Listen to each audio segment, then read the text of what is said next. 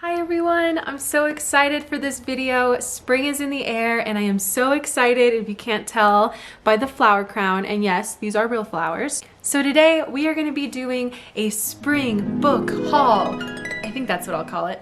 And I want to go over all the different spring books that I personally love or would love to read. I even have my little Emma necklace by Jane Austen and my Sense and Sensibility earrings. Not my Sense and Sensibility ears. That wouldn't make any sense. So speaking of Jane Austen, I do think that Sense and Sensibility and Emma are wonderful books to read. But I'm going to be reading Persuasion by Jane Austen this spring. I hear a lot of people say that this is one of their favorites. The protagonist is Anne Elliot, and I hear that a lot of people like her character and just the circumstances that she has to go through. Jane Austen really has a way with creating these characters and situations that are very fun to read and will keep you like on the edge of your seat or surprised. I don't know what that was, but I love her writing, and this is a very cottagecore book.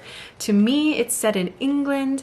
Their lifestyle was very slow and beautiful and enjoying nature, going on walks. So I'm excited to see what this book has to bring.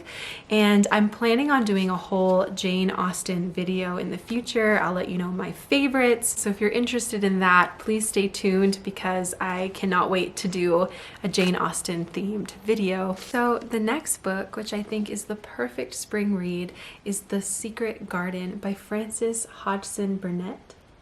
And look at this cover. It is so pretty. I love the details that refer to different parts of the story and the gold. It's such a beautiful edition, and the book itself is so good. I cried reading it. I've watched the movie when I was a little girl, and now rereading it, it really gives you this connection with the characters. And what I love about this book is it starts off in a dreary, hard, and sad time, and it's like the rest of the book is this blooming that's happening. So while this garden comes to life, so do the characters, and you're just rooting for them, and you're so excited for the growth and the freedom that these characters find along the way through nature, through friendship, through family. And so I would definitely recommend this book. I read it in January and I just wanted a garden, and it was so cold and dreary. And so I would recommend reading it in March, April, May, when we have flowers and birds and all of the beautiful things that spring brings. Definitely recommend this book. So the next book that we have is a classic that I think both children and adults would enjoy, and it is Heidi, and this is the illustrated version. So there are pictures along the way, and it is such a sweet story of Heidi going with her grandfather in the Swiss Alps. I mean, she lives this beautiful and carefree life with the goats and the birds, and trouble comes, but this relationship that she forms with her grandfather is just so special, and it just warms my heart, like to see these two generations of a child and her grandfather just form such a beautiful bond. And just Heidi's life and what she learns from the Swiss Alps changes other people's lives along the way. So this is such a great book to read. If you've seen the movies for any of these classics, I would recommend reading the books because it digs deeper into the stories and the emotions and the love and nature, like such beautiful descriptions of nature. And so I would say this is such a great book to read over the springtime. Heidi. So the next one is also by the same company, and it's Alice's Adventures in Wonderland. I actually haven't read this book yet. I've only seen the movie, but if you love adventure, rabbits, meeting new creatures, and learning life lessons, then this is a great book. I love the illustrations inside. Again, I'm a sucker for illustration. And of course, the tea party with the Mad Hatter is one of my favorites. I love tea and I love his character. So that's that book. Definitely worth the read. So our next classic is Anne of Green Gables, and I just love this cover. It is so beautiful, and the size of this book specifically is like, I just want to squeeze it. But I am a longtime fan of Anne of Green Gables. I would watch the movies when I was a child, and now getting to read them as an adult is so, it's just so sweet. So we follow our main character, which is Anne, and she is this, you know, very head in the clouds, poetic, whimsical little orphan, and she's found this escape through books and through nature, and now she's in a family and meeting friends, and she's navigating life, and it's just such a beautiful story. If you have a chance to read the whole collection, it goes from her as this orphan to now an adult and being married and just going through what her life will go through, which is so many ups and downs, but it's such a beautiful story, and I definitely recommend this as a spring read. If you've only watched the movie, read the book. It is so good. The next book is a children's classic, but I really think it is worth the read, and that is Peter Rabbit and Friends by Beatrix Potter. Such a cute edition of the book. I love flipping through this and reading the short stories. I mean, what is more spring than bunnies? Hello, Easter. But it is such a sweet book. I love to see Peter Rabbit in his little jacket. We have Benjamin Button. This book also includes The Tale of Jeremy Fisher, The Tale of Tom Kitten, The Tale of Pigling Bland, and The Tale of the Pie and the Patty Pan. So I would recommend reading some of her short stories. It'll only take you like 5 to 10 minutes to read some of her stories. So I would definitely recommend this book, especially if you don't have the time to sit down and read a long book. So our next book is going to be The Hobbit, and this is the ultimate adventure book, along with the whole series of Lord of the Rings. This book has hobbits, it has dwarves, wizards. They're going to defeat the dragon, and it's such a fun adventure story. I still recommend this book even if you've watched the movies. You get to follow Bilbo, you meet Thorin Oakenshield. There's so many great characters. The back of the book says, "The stirring adventure that begins the greatest fantasy epic of our time," and I would have to agree, it's such a fun world to get lost in. So my next book is a nonfiction book, and it is Floriography. Wow, I almost couldn't say that. Floriography. This is one that I got from the library, and I started flipping through it. I thought this was such a beautiful book. The Victorians heavily used flower language to convey meaning, whether it be love, distrust, or friendship. And even today we still use like red roses for Valentine's or for love, and there's some meaning still attached to flowers, but not as extensively. I personally think that this book is so insightful and beautiful to that era, and I would love to watercolor more of these beautiful flowers. I definitely want to do that before I return the book. It has a section all about bouquets, bouquets for marriage, for friendship, for new life, for an apology, and I just really want to make one of these bouquets. Let's see. The very last one, it's a bouquet for new beginnings. And I just had a friend who had a baby, and I would love to make her this bouquet. So speaking of the Victorians, we have the Jane Austen Society by Natalie Jenner. And this book is set after the Second World War, and a group of very different individuals who are fans and lovers of Jane Austen come together to save her cottage, and they find just hope and love in the midst of that. So I have not read this book, but I'm very excited to read it.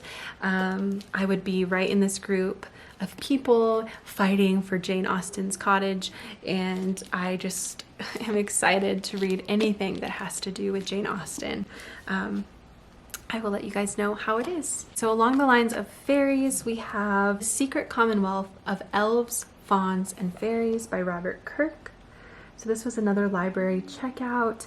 I was actually having a hard time getting into this book, but my husband actually, well, once you get past the introduction, which is huge, you get to more of his works about fairies and elves and this magical world, and he talks about it like it's just what it is. It's just a scientific fact versus fairy tale or fable. Let me just give you an example of what kind of writing this book gives so you could see if it's something for you. It says, their bodies of congealed air are sometimes carried aloft, otherwise grovel in different shapes, and enter in any cranny or cleft of the earth where air enters, to their ordinary dwellings, the earth being full of cavities and cells, and there being no place or creature but is supposed to have other animals, greater or less, living in or upon it as inhabitants, and no such thing as pure wilderness in the whole universe. Don't know what I just read right there, actually. It is very research-esque. It's a little bit difficult of a read. My husband started reading it though, and he was like, wow, this just flows so nicely. I like it so much. So definitely different audiences, but maybe somebody would like to read kind of a research on folklore that seems very real. And on the other end of the spectrum, we have Fairyopolis. It's actually titled Flower Fairies Journal. And I just had a lot of fun looking through this book. It talks about who this journal belongs to, so our author, and her research and encounters with fairies. Look at this. On this page, there's like little fairy footprints. And each page is very fun and interactive. I love the journal entries about the different encounters. And there's maps. There's a big tie into nature because fairies and nature go hand in hand. There's even evidence of a little fairy wing, which I thought was such a cute touch. And it got me inspired. If we went out into nature with our own journals and tried to document our own fairy encounters, that would be so fun. It would get our imagination stirred up, and it would just get us out into nature. So if you need a book that's so enchanting and gets you out of your normal everyday life, then this is it. So I was able to find a lot of fantasy, cottagecore, adventure, classics, but when it came to modern books, I really had to do some digging, and I came upon Bird Cottage by Eva Maher. I think that's how we say it.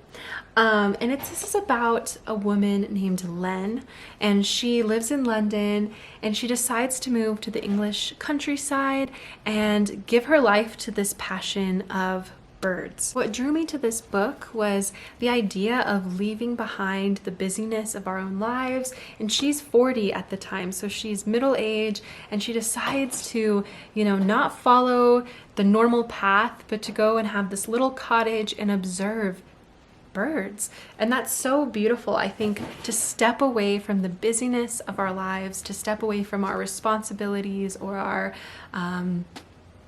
idea of what we should do and who we should be, and just get lost in nature, observe a bird. When's the last time you've observed a bird? So I really like already the message of this book, and I'm looking forward to reading more of it. The next book is Where the Crawdads Sing. And the movie just came out as well. Maybe it came out last year, but I still haven't seen it yet because I want to read the book. We follow our main character, Kaya, and she has been surviving alone in the marsh and has become friends with the wildlife there. And she's finally wanting connection, and we get this coming of age story.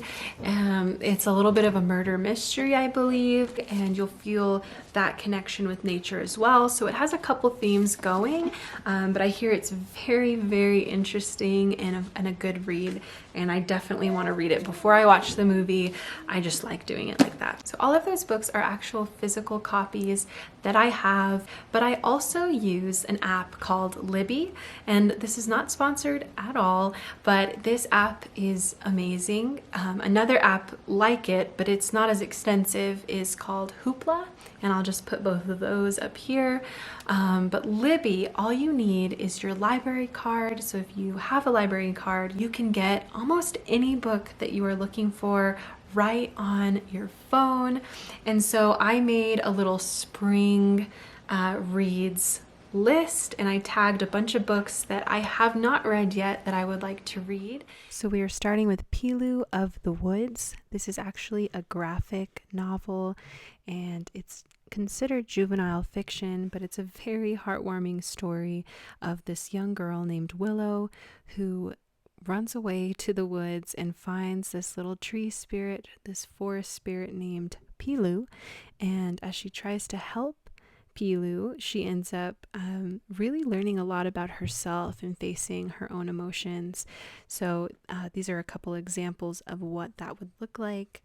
And if you've never read a graphic novel, this would definitely be a good one to try. How to Be a Good Creature is an autobiography by Cy Montgomery. She is a naturalist who has studied animals, traveled the world to see different animals, and she comes up with this memoir that shares the different personalities of 13 animals, and it teaches us lessons about passion and family, forgiveness, and most of all, how to be a good creature in the world. It's a unique way to write, but it is also very fun, and there are illustrations as well in this book. Currently, I'm reading The Girl Who Drank the Moon by Kelly Barnhill, and this story starts with a witch who saves babies from this town, contrary to their belief, and she finds one child in particular who she names Luna, and she raises her as her own in the forest, but she accidentally gives her moonlight to drink, and so she is a enmagicked child, which comes with a whole lot of complications, and there's a lot of secrets, a lot of things that every character really is overcoming. And I love that it gives a couple different perspectives. The imagery is beautiful, and I've laughed out loud a couple of times as I'm reading, so I really am excited about this book. From the author of Anne of Green Gables comes The Blue Castle, and I had never heard of this book, but it sounds so empowering. It's about a girl named Valancy, I believe, and she lives in this ugly house, and she's very controlled by family members. She's 29, never been in love, but she has all of these dreams, and one day she decides, I am going to go after those dreams, and what she finds is a whole new world of adventure and love, and it's beyond what she even dreamed of. I think that is so beautiful and empowering. The description of our next book, The Little Book of Cottagecore by Emily Kent, has me so excited. It says, if you're craving the aroma of freshly baked bread, spending more time in nature, seeing the sunlight filtering through homemade curtains, then Cottagecore is for you. And there's so many activities in this book, from baking pies to beekeeping to just simple living. So if you want to dive more into Cottagecore, this book is a must read. And now we have Middlemarch by George Eliot, which, fun fact, George Eliot is a pen name for Mary Ann Evans. So this book was written by a woman, and it explores the different societal roles and rules within 19th century England in this fictional town of Middlemarch. The main character is Dorothy, but we also get a couple insights to different characters throughout the novel. This is no joke of a read. It's a 32-hour audiobook, which a normal audiobook I'd say is about 8 hours average. So 32 is very long, but I'm excited to see this Victorian novel come to life, and I'm very interested in reading it myself. My next spring pick is The Wind in the Willows by Kenneth Grahame. This is following the tales of rat, mole, badger, and toad, 4 friends going on different journeys, facing dark forces and overcoming them together. It's a beautiful story of friendship, which I think it really reflects the spring. And this book is written for, quote, those who keep the spirit of youth alive, of life, sunshine, running water, woodlands, dusty roads, and winter firesides. Very poetic. If you are looking for an adorable and quick spring read, then you need to put Spring Story on your reading list. It is about the mice of Bramley Hedge, and we are celebrating Wilfred's birthday, and they're going to have a picnic. What is more spring than a picnic with little mice? Definitely check it out. All right. The Mysterious Society of Lady Scoundrels is at the top of my reading list right now. It follows a Victorian woman named Cecilia, who is very proper and has tea, but she is also a thief and somewhat of a scoundrel, and she falls in love with the man who's supposed to assassinate her, and it's just very wonderful. I think it brings action and adventure and love and just funny humor all together. I am looking forward to reading this one, and it is a part of a series. I think the third book is in the making now, actually. The next book also follows some very interesting romance. It follows these women who take care of this garden estate. It's very beautiful, and people come from all over the world to see it. But unfortunately, anyone they fall in love with will vanish. And so they just kind of accept it for generations until a boy appears, and he is the key to unlocking a lot of secrets. So I really want to find out what that is, because that would be a bummer if anyone you loved just disappeared. All right, if you are looking for a series, then the Penderwicks might be perfect for you. It follows the Penderwick family, the sisters specifically, I believe. Each book is very different, so I would look up each of those descriptions and read it in order, but one of the books is focused in on springtime, and it seems like a very charming and witty series, so go check that out. If you like a good country story, then The Darling Buds of May is for you. When Cedric, a probably uptight tax collector, comes to visit this farm, he is totally swept away by the ma and pa feel and a pretty lady, and it's a very feel-good story that is about going and being free in the country. Wouldn't we all love that? Yeehaw! Our next book is The Beginning of Spring, and it is set in Moscow at quite literally the beginning of spring. We follow our main character, Frank, who is an artist. He gets home from work and his wife is gone. She leaves him with their 3 children, and so he needs help, and he gets a beautiful country girl who just seems very simple, but he starts to kind of fall for her, it seems. But the question of where his wife is and who this girl is, it's all up in the air, and it feels very Sound of Music-esque if you've ever watched Sound of Music. So hopefully it'll all end singing in the mountains. I don't know. We'll see. And our final book is The Language of Flowers, which is centered around Victorian flower language, and it follows our main character, Victoria, which I feel is a little bit of a play on words there. She is a child in the foster care system, and when she turns 18, she is out on her own, and the only way she can really connect with the world is through flower language, and she has this gift that connects her with other people and even a mysterious stranger who begins to challenge things in her life. So it's a very beautiful and raw story, and I think it's a great one to end on. And that was all of the books that I recommend to you for spring. I hope I brought you back to some classics and introduced some new things to you as well. Let me know in the comments what books you're gonna read for spring. And if you liked this video, maybe I'll make some more book content. I know there is a whole community of beautiful readers out there, and I'm excited to just be a little part of that community. So if you liked this video, let me know. Maybe I'll make some more in the future. But let's keep in contact until next time. My Instagram is down below. Shoot me a message or share your thoughts with me. I would love to hear from you. All right, bye guys, and happy reading.